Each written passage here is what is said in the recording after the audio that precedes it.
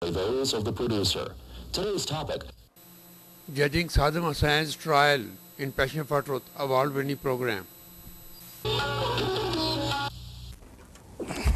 Welcome to another edition of Passion for Truth. Will the execution of Saddam Hussein have a positive effect on Iraqi politics? Will it help heal Iraqi wounds? And how will the history judge us as invaders or rescuers? All next with our panelists, Dr. Dennis Warner from Pax Christi, the International Catholic Peace Movement. Dr. Warner, as senior advisor, has worked in more than 50 countries for a variety of international, governmental, and private organizations. Kansing Talon Jr., managing partner, Regent Company, former senatorial aide. Sohan Agrawal, with expertise on investment opportunities in India and the type of investment recommended for the U.S. investors. Hali Jalani, political analyst, also chair of the Asian Task Force of the United Nations Association National Capital Area. As American citizen, she has been working in Iraq for more than 3 years. Bob Price, one of the leading attorneys in the Washington metropolitan area. Welcome you all.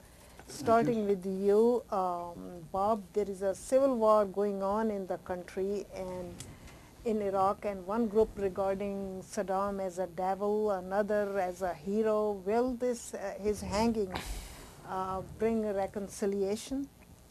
Well, I don't think it'll bring reconciliation, but if nothing is going to make the people that want to see him come back into power satisfied, nothing's going to satisfy them.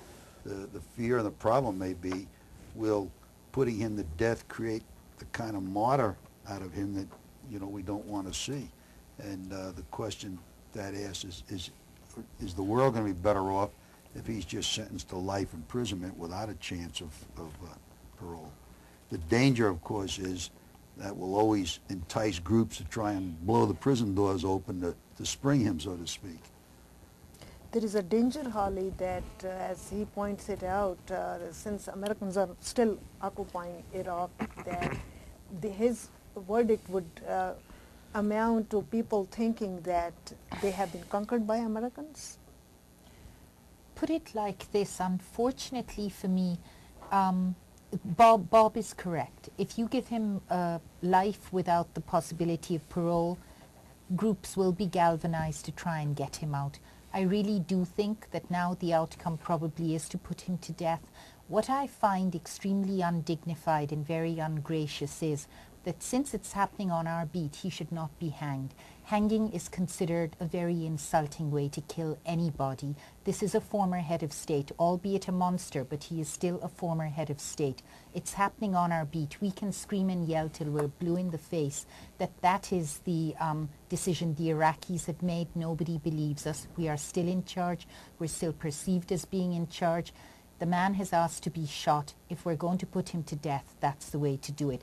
At least it shows the world that we are willing to give him some kind of dignity towards the end of his life, but I don't see how we're going to get around the death verdict. If the punishment, Mr. Agarwal, were not the death penalty, it would have represented us, American, a moral victory, that we respected the life even though he never did.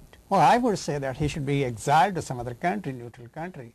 He has been found guilty, so we know that he's a criminal. So what should be the punishment? Should you put him to death, which we say is not civilized? Should you put on in the prison? We say, well, there is a cause of problem, but why don't you send some other country where people have gone anyway? So then everything would be satisfied. He gets punishment. He has got a black mark. He cannot come to power, and civilization is saved.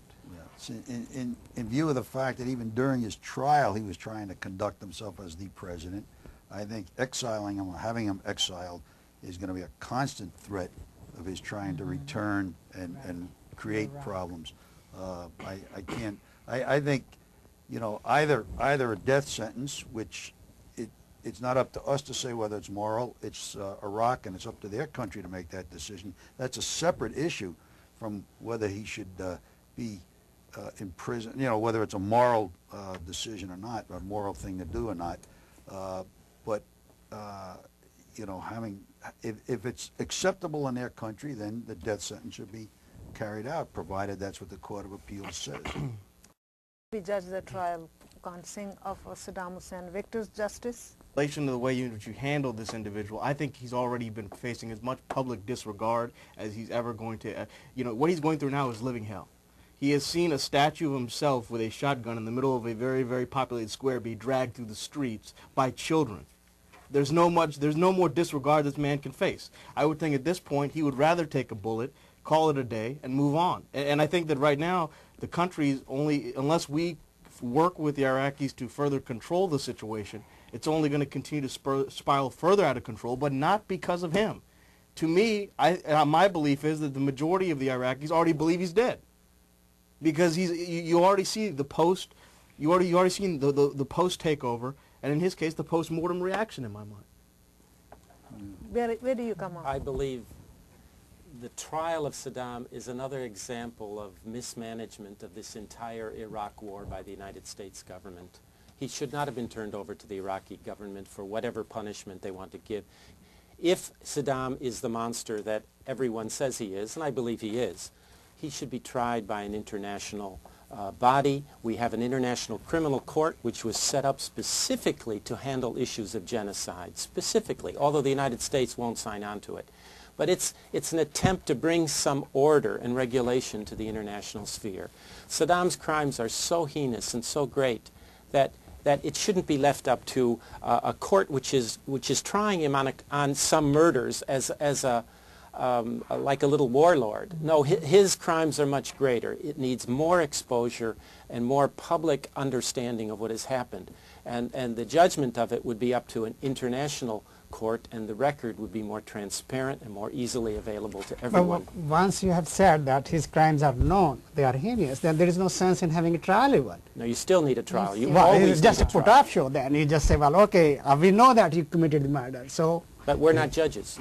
Look, we either have way, made this whether it's an statement now. international court or whether it's the Iraqi court, I think you're going to find the same justice being Okay. put. But I believe it was the voices of the international community that fostered this upon Iraq at the time.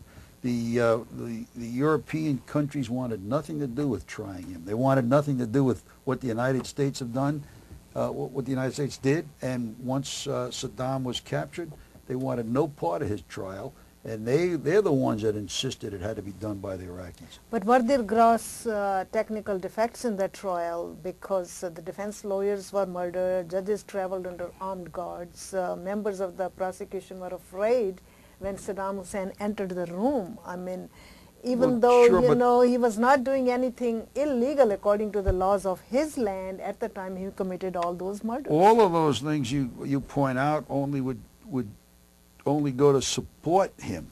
So the fact that he was found guilty in spite of that shows that in spite of the, notwithstanding the shortcomings of the trial and the way it was conducted, the Iraqi system and having that justice done by their courts did work. Because the threatening of the judges, the threatening of and the murder of the defense attorneys, and all these other things were done in order not to have a trial and certainly not to have him found guilty. But don't you see, because it's being tried in Iraq and tried in this highly politicized atmosphere, the judgment and the sentence will not resolve the passions that his trial has inflamed. I think it would have been better internationally than to have it locally, because I see polarization happening, more than two poles actually in Iraq. It's tearing the country apart. And when the judgment is carried out and the sentence is executed, that's not going to resolve the issue.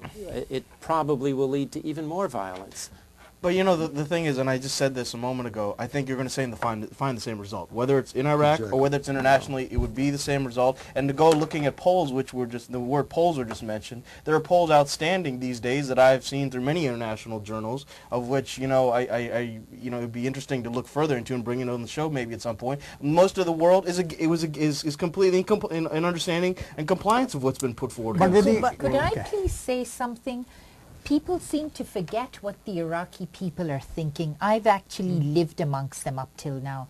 The Iraqis would have respected an international